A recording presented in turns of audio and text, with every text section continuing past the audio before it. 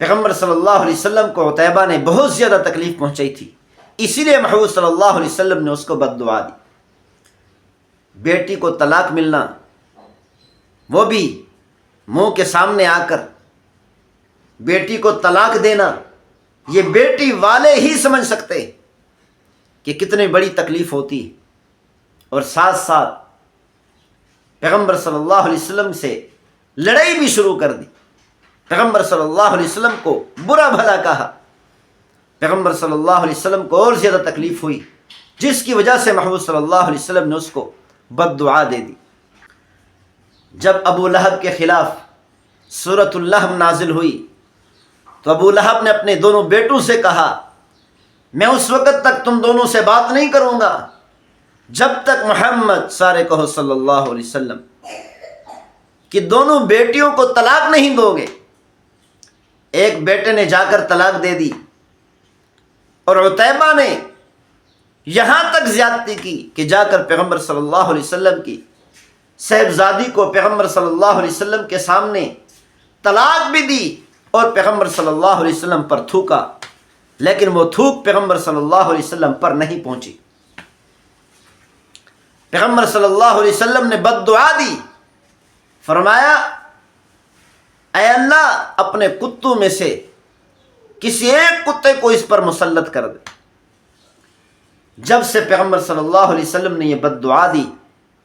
ابو لہب بھی خوف زدہ ہو گیا، ابو لہب کا بیٹا عتیبہ بھی خوف زدہ ہو گیا کہ اب میں ہلاکت سے نہیں بچ سکتا، کوئی نہ کوئی جانور مجھے پکڑ کر چیر پھاڑ دے گا، کوئی نہ کوئی جانور مجھے پکڑ کر چیر پھاڑ دے گا۔ اس وقت سے ابو لہب نے پہرے دار متعین کر دیے۔ کس قدر افسوس کی بات ہے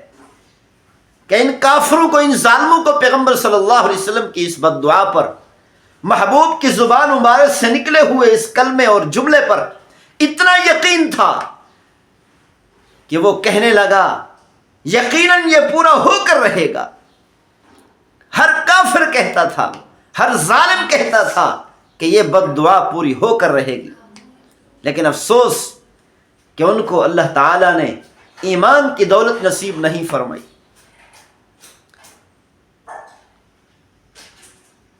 ایک مرتبہ شام کے سفر پر روانہ ہوئے ابو لہب، اور ابو لہب کا بیٹا عتیبہ بھی ساتھ تھا، بہت بڑا قافلہ تھا۔ ایک جگہ پر پڑاؤ کیا۔ جب رات ہوئی، شام ہوئی، ابو لہب نے کہا قافلے والوں سے اور قافلہ کے محافظوں سے کہ میرے بیٹے عتیبہ کی حفاظت کا انتظام کرو۔ ابو لہب کے بیٹے عتیبہ کو ایک اونچے ٹیلے پر سلایا گیا، اس ٹیلے کے ارد گرد اونٹوں کو بٹھا دیا گیا، قافلے والوں کو سلا دیا گیا کہ جیسے ہی کوئی درندہ ابو لہب کے بیٹے عتیبہ پر حملہ کرنے کے لیے آئے گا تو قافلے والوں کو جاگ ہو جائے گی، اونٹوں کو اوپر سے گزرے گا، اونٹ گزرنے نہیں دیں گے، اونٹ بڑبڑائیں گے، اونٹ خوفزدہ ہو کر بھاگیں گے، دوڑیں گے، ہمیں جاگ ہو جائے گی، ہمیں پتہ چل جائے گا۔ دیکھو کافر ہو کر بھی پیغمبر صلی اللہ علیہ وسلم کے فرمان پر اتنا یقین ہے، لیکن ایمان کی دولت نصیب نہیں ہوئی۔ کیوں؟ اس لیے کہ دل کے اندر بغض تھا، کینہ تھا، عداوت تھی، پیغمبر سے دشمنی تھی،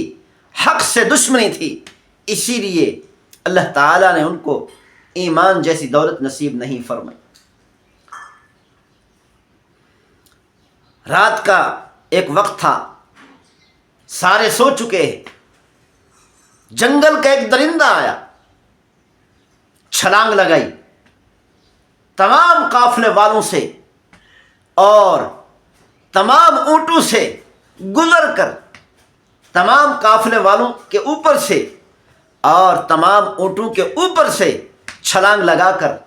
سیدھا عتیبہ کے پاس پہنچا، عتیبہ کو پکڑ کر چیر اور پھاڑ دیا، ٹکڑے کر دیا، ہلاک کر دیا، قتل کر دیا۔ جب عتیبہ ہلاک ہو گیا، بعد میں پتہ چلا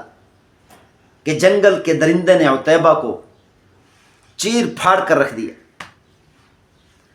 پیغمبر صلی اللہ علیہ وسلم کو عتیبہ نے بہت زیادہ تکلیف پہنچائی تھی، اسی لیے محبوب صلی اللہ علیہ وسلم نے اس کو بد دعا دی۔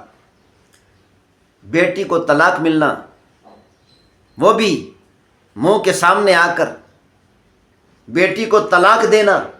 یہ بیٹی والے ہی سمجھ سکتے کہ کتنی بڑی تکلیف ہوتی ہے۔ اور ساتھ ساتھ پیغمبر صلی اللہ علیہ وسلم سے لڑائی بھی شروع کر دی،